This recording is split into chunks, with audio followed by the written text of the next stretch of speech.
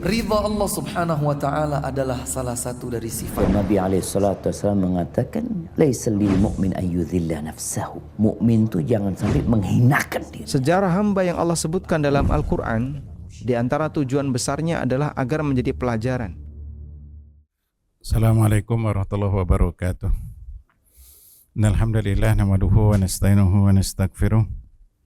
Wa na'udzu billahi min shururi anfusina wa sayyiati a'malina. May yahdihillahu fala mudhillalah wa may yudlil fala hadiyalah. Asyhadu an la ilaha illallah wahdahu la syarikalah wa asyhadu anna Muhammadan abduhu wa rasuluhu la nabiyya ba'da ma ba'd. Kita lanjutkan bahasan dari Shalatul Mu'min, kitab Shalatul Mu'min, diterjemahkan dengan Ensiklopedia Salat. Masuki bab berikutnya, poin yang ke-19 tentang adab-adab di masjid, yaitu berbicara, ngobrol dibolehkan dalam masjid selama hal-hal yang memang mengandung kemaslahatan. Jadi jamaah sekalian, dalam masjid boleh untuk bercakap-cakap, untuk tukar pikiran, berbicara apa saja, selama tidak menimbulkan fitnah. Untuk itu ini harus dijaga adab-adab dalam masjid. Jangan masjid digunakan untuk umpamanya kampanye politik. Dan saya pikir sudah ada kesepakatan dari peraturan pemerintah untuk tidak berkampanye di tempat-tempat ibadah. Demikian juga tidak boleh masjid digunakan untuk bicara yang sifatnya promosi keduniaan, sehingga nggak dibenarkan masjid buat transaksi, buat promosi dan yang sejenisnya, mencari keuntungan keduniaan. Demikian juga masjid tidak boleh digunakan untuk hal-hal yang sifatnya syahwat, yaitu di mana digunakan untuk ajang panggil selebriti, artis di dalamnya. Sebagaimana yang sering terjadi, perempuan yang bicara di hadapan laki-laki dan seterusnya, sehingga keutuhan masjid jadi hilang. Demikian juga yang keempat, masjid juga tidak digunakan sebagai acara-acara yang sifatnya menyimpang dari tujuan masjid. Di antara yang pernah terjadi kemarin, penyambutan tokoh orang kafir. Ada masjid besar, Masjid Istiqlal, karena ada tokoh orang kafir datang, kemudian dibikinlah agenda acara yang tujuannya menyambut kedatangan orang kafir. Ritual apalah namanya. Ini enggak tepat. Orang muslim saja disambut datang sebagai umpamanya tokoh muslim, umpamanya Raja Saudi. Diundang kemudian disambut, dibikin agenda acara yang tidak ada dasarnya dalam agama, ini juga kurang tepat. Apalagi tokoh orang kafir. Ini kita sayangkan terjadi di negeri kita. Jadi kalau sekedar ngobrol, ya kayak teman-teman di sini di masjid, habis sholat ketemu, sah-sah saja. Selama tidak mengganggu orang yang sholat di sebelahnya. Ketika dia ngobrol, sah-sah saja, tapi jangan berlebihan, sehingga kalau ngomongin bisnis di masjid, jangan. Misalnya bapak-bapak ada agenda kepentingan kantor, ya jangan, misalnya ada rapat, jangan di masjid. Ya, kalau ala kadarnya misalnya ketemu, ya jangan difokuskan buat dagang. Mas, mau bisnis gak? Saya ada bisnis nih. Ya mungkin yang terkenal multi level marketing atau apa saja, jangan di masjid. Ya, kalau sekedar basa-basi sebentar mungkin gak masalah. Tapi kalau masjid target buat bisnis, apalagi sampai urusan pinjol, ini jangan. Karena masjid dibina bukan buat yang seperti itu. Nah ini karena banyak ada orang yang sama sekali nggak boleh ngomongin dunia di masjid. Boleh saja kata ulama, selama memang tidak ada unsur-unsur kepentingan duniawi yang berlebihan. Gitu. Ya misalkan bicarakan program kerja, program usaha, dan yang lainnya. Ya, jangan sampai ada orang jualan panci di masjid minta izin. Ya kayak kemarin saya habis pengajian ibu-ibu, itu datang orang-orang pakai dasi. Ya, begitu saya tanya ada apa, ini mau jualan kompor gas. Ya jangan di masjid. Ya, kalau mau pas di luar masjidnya nggak masalah. Tapi jangan di masjid, karena masjid dibangun bukan buat jualan kompor, gitu. Karena kebetulan pengajiannya ibu-ibu, ya. Mungkin kalau pengajiannya bapak-bapak, yang dijual obat kuat kali. Handphone ya kan gitu.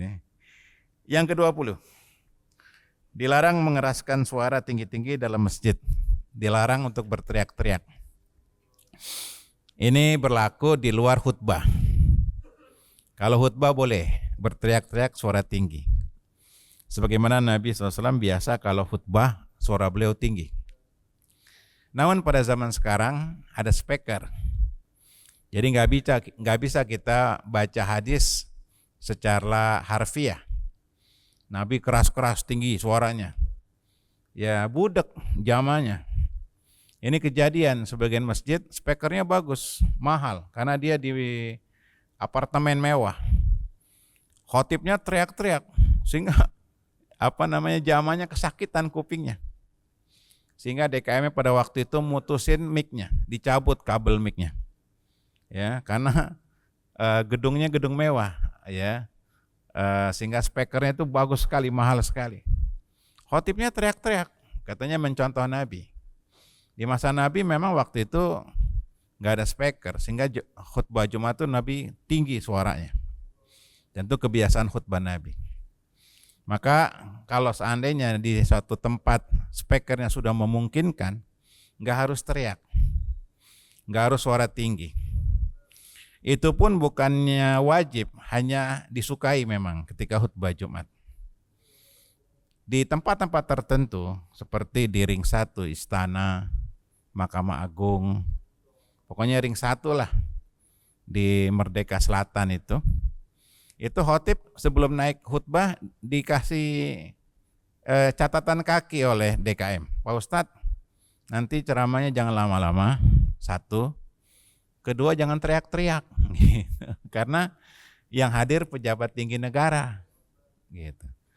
Jadi ini gambaran jamaah sekalian, ada momen-momen kita, silakanlah teriak-teriak kayak orang orasi. Ada di mana juga kita nggak perlu seperti itu, karena sudah difasilitasi oleh media, seperti mix speaker ini. Nah jamaah sekalian, teriak-teriak di masjid ini adab nggak bagus. Bahkan bisa haram ketika mengganggu kekhusyuan orang ibadah di masjid. Ini gambaran bagi yang terjadi di Mekah atau di Madinah. Biasanya mutawif, pembimbing, itu pakai speaker, teriak-teriak, ngumpulin jamaahnya, rombongannya, gitu. Ini nggak benar. Sehingga kita saksikan kalau musim umroh, ya sekarang ini musim hujan, musim umroh, dan juga musim haji, orang banyak teriak-teriak di sana, kayak pasar. Demikian juga nggak boleh teriak-teriak. Ini bagi anak-anak. Ya bapak-bapak yang bagi punya anak, tolong dijaga. 30 tahun masjid berdiri, nggak bisa ngatur anak-anak. Ya, 30 tahun masjid dibikin, nggak bisa ngatur anak-anak aja. Sayang. Ya, harusnya ngatur anak-anak tuh tahun pertama, tahun kedua selesai. Ini 30 tahun masjid nggak bisa diamin anak-anak. Tiap sholat berisik.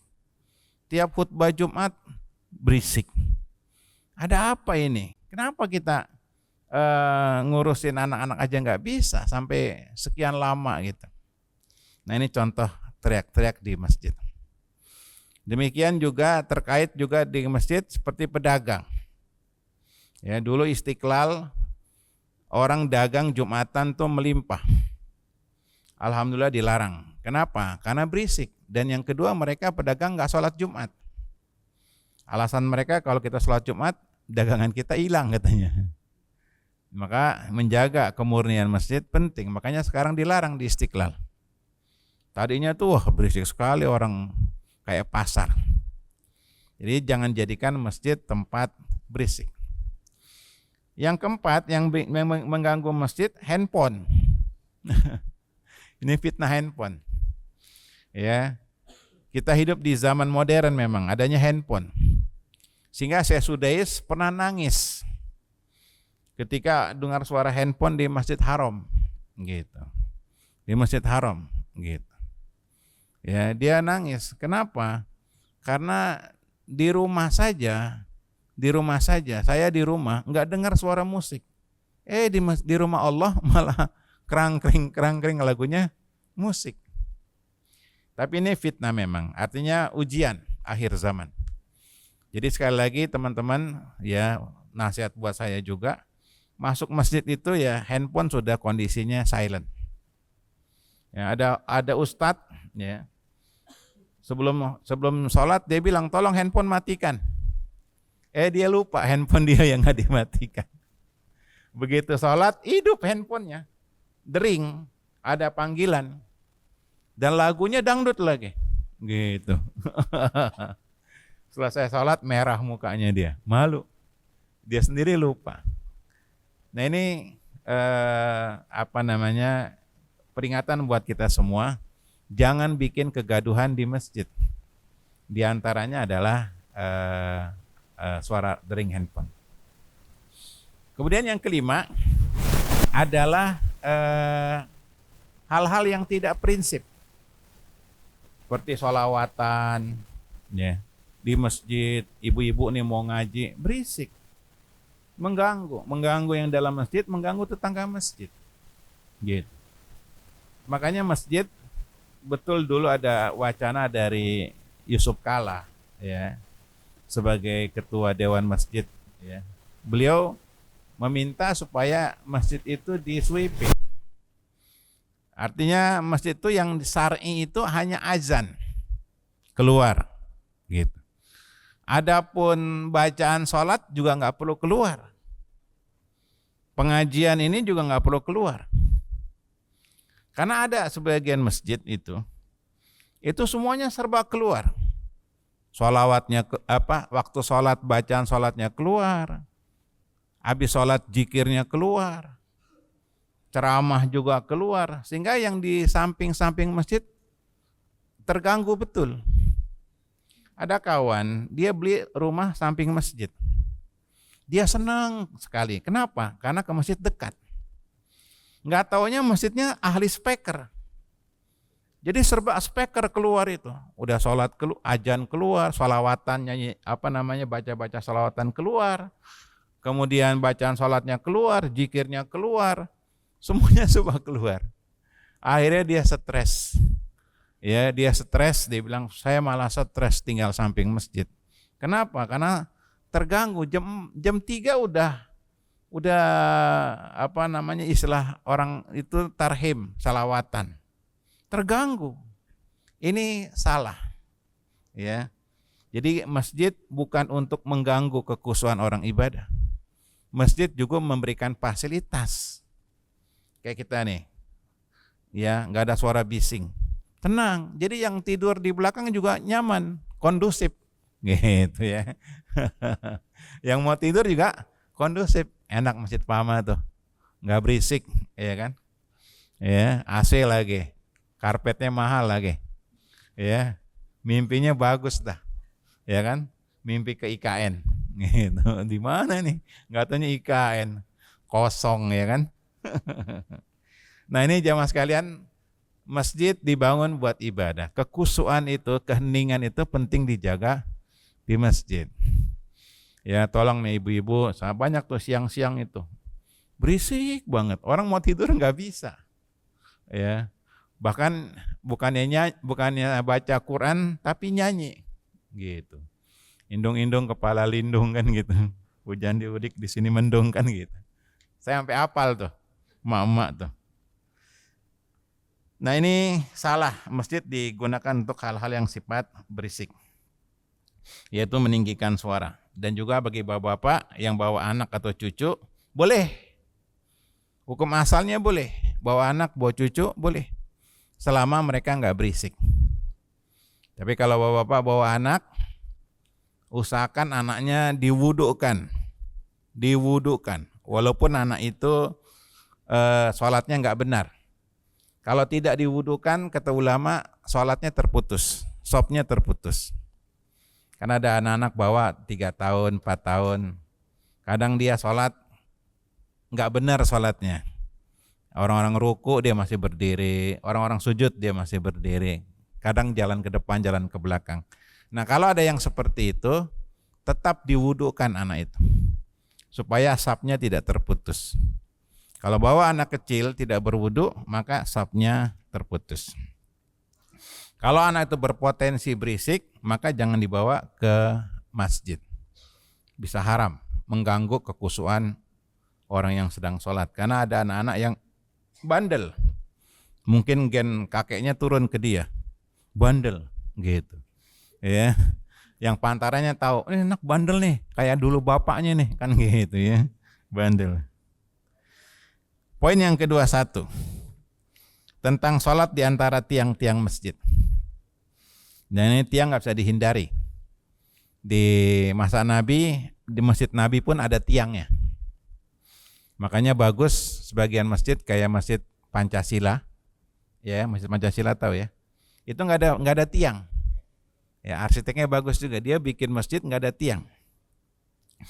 Masjid pakai tiang ini nggak masalah. Ya boleh, mau nggak mau ini teknologi. Ya bahkan di Jambi itu ada masjid 1000 tiang, tiangnya banyak. Ya. Kalau dalam fikih tiang-tiang itu kalau bisa dihindari, tidak dibikin sop buat sholat. Kalau tidak bisa karena keterbatasan lahan tempat, nggak apa-apa, terpaksa. Jadi misalnya 1, 2 kita sop nih. 4 sub kelima ada tiang, jangan dibikin sop, mundur lagi kalau memungkinkan. Kalau nggak memungkinkan seperti sholat Jumat, maka nggak apa-apa. Tapi kalau sholat zuhur masih bisa digeser, mundurin lagi, itu lebih utama. Karena sholat terputus dengan tiang makruh, sholat berjamaahnya sah gitu. Emang kita nanggung nih Pak ya, tiangnya ada lagi kan gitu ya. Tapi memang 4 lantai ya, iya memang nggak memungkinkan. Tapi kalau bisa nggak terlalu banyak yang sholatnya, kalau bisa digeser, sehingga di sebagian masjid yang ada tiangnya itu dikasih kayak tanda-tanda tertentu yang isyarat nggak boleh bikin saf di situ. Tapi kalau memang jamaahnya banyak terus, ya nggak apa-apa. Kita sholat di antara tiang karena keterbatasan tempat. Sehubungan dengan hadis-hadis Nabi yang banyak sekali yang melarang sholat di antara 2 tiang, ya, atau di antara tiang tersebut. Ya. Poin yang ke-22. Duduk melingkar halaqah di masjid sebelum Jumatan. Maksudnya apa? Dilarang bikin pengajian di masjid sebelum Jumatan. Kalau ba'da subuh boleh. Ba'da subuh, pengajian ba'da subuh hari Jumat, misalnya Jumat tanggal merah, boleh sampai waktu duha. Setelah itu misalnya bikin acara daurah, acara pengajian, nggak boleh. Ya nggak boleh bikin halaqah, bikin pengajian sebelum Jumatan. Karena buat apa? Buat memfasilitasi orang sholat Jumat. Ya. Ini dahulu orang sholat Jumat itu datang dari pagi. Jadi memang dahulu tuh hari Jumat itu memang momen spesial. Ya, sebagaimana diterangkan oleh Ibnul Qayyim, keutamaan hari Jumat. Kita selama ini meremehkan keutamaan Jumat. Bahkan hari Jumat itu lebih utama daripada Idul Adha, Idul Fitri. Karena ada surah khusus, surah Al-Jumu'ah. Dan ada surah khusus, ada salat khusus, salat Jumat yang wajib dan pengganti zuhur. Sehingga jamaah sekalian, Jumat itu mempunyai spesial. Dahulu orang salat Jumat datang ke masjid dari waktu duha. Dari jam 8, jam 9 mereka datang ke masjid. Mereka terus sampai menunggu khotib datang Jumatan. Nah, ketika zaman sudah mulai sibuk, orang sudah melupakan keistimewaan Jumat. Sampai ajan udah selesai baru datang. Ajan udah selesai baru datang. Nggak dapat keutamaan Jumat. Maka usahakan sebelum ajan kita sudah datang. Ya jamaah sekalian. Ajannya kecepatan sih Pak Ustadz. Boleh.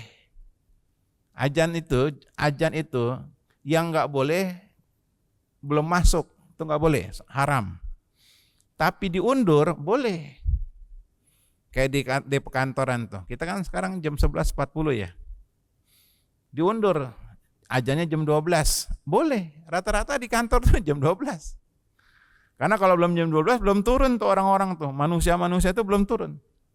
Makhluk-makhluk itu belum turun. Gitu. Kalau belum jam 12. Nah, kalau kita ajan jam 11.40 kagak ada orangnya.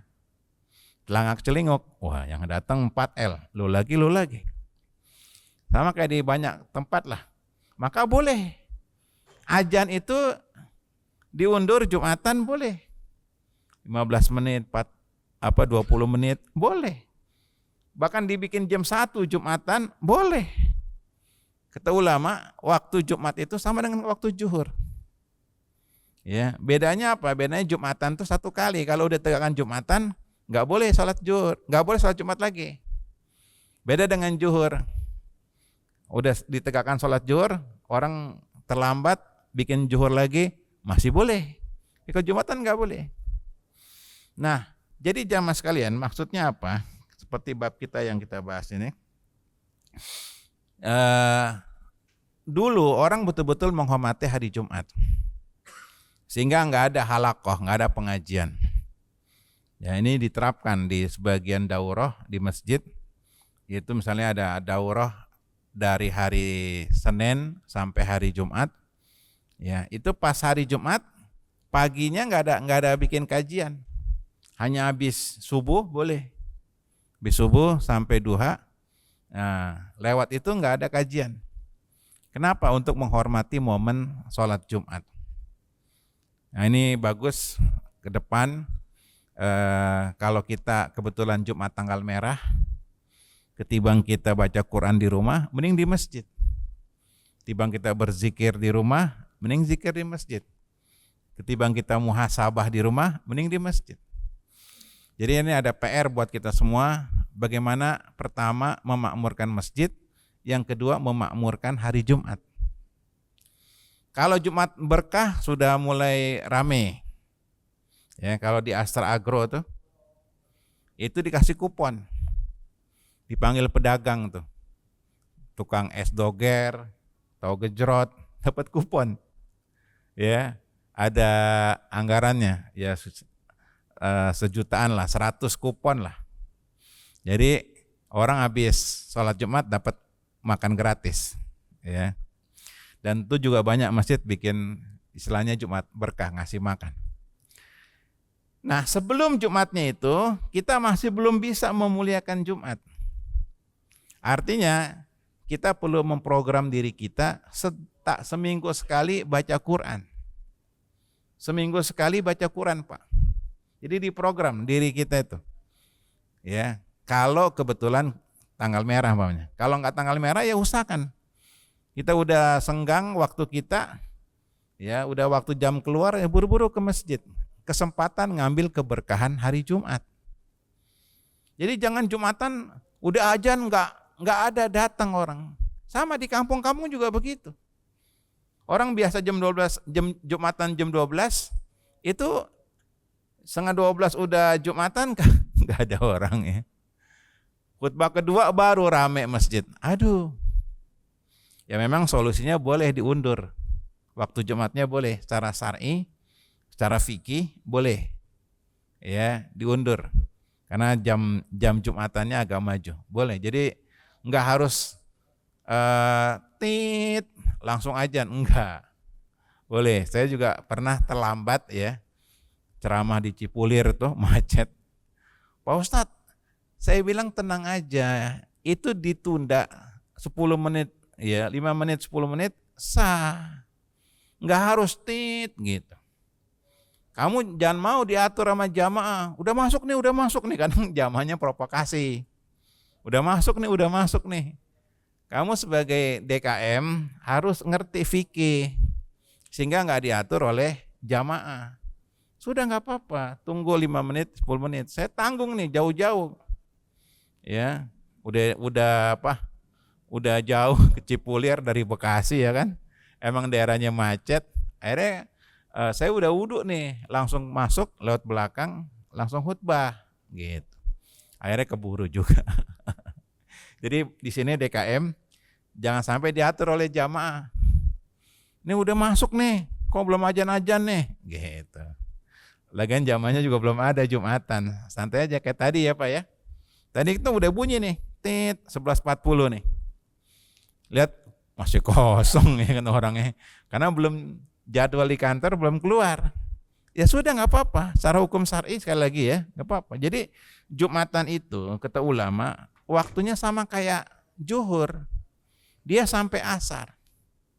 Kalau suatu kondisi umpamanya, maaf ya, ada bencana, banjir. Masjidnya belum kering nih, kebanjiran, masih dibersihin. Selesainya jam 1 umpamanya. Ya sudah Jumatan jam 1.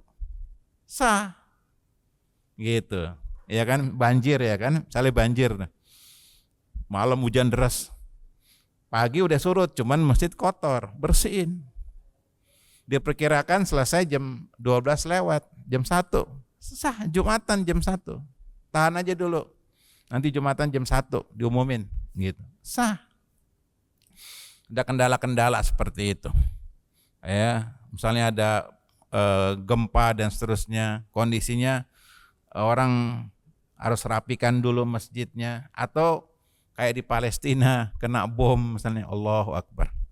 Semoga Allah melindungi rakyat Palestina ya, gitu ya.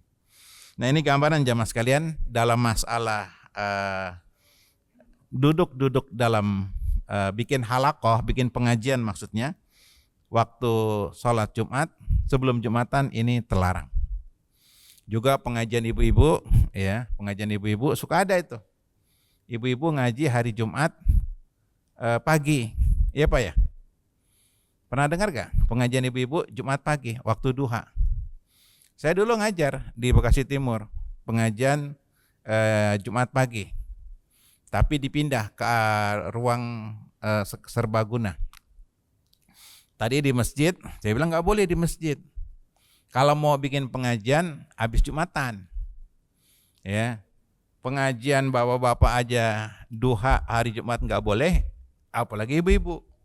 Ya, maka ibu-ibu ngalah bikin pengajiannya di samping masjid, di aulanya. Ada ruangan aula gitu. Nah, situ bikin pengajian. Karena di masjidnya untuk memfasilitasi orang yang sedang ibadah sholat Jumat. Jadi Bapak-bapak sekali lagi kalau senggang ya kita nih di rumah hari Jumat, ibadahlah di masjid. Ngambil keberkahan hari Jumat. Ya, sebagaimana orang-orang salaf dulu. Mereka ke masjid hari Jumat itu jam 9, jam 10 mereka ke masjid. Walaupun diam saja, enggak apa-apa. Dalam rangka mengambil keberkahan masjid itu, hari Jumat itu. Walaupun di dalam dia diam aja, ya. Bengong baca Quran enggak, jika enggak, tapi dia mengharapkan keberkahan hari Jumat dan keberkahan dari masjid. Nah, ini hari Jumat. Jadi tidak ada pengajian sebelum Jumatan. Kalau mau bikin sesudah Jumatan. Ada yang mau tanya sampai sini? Silakan. Ada yang mau tanya, Bapak-bapak? Kawan-kawan? Kalau nggak ada, ya silakan.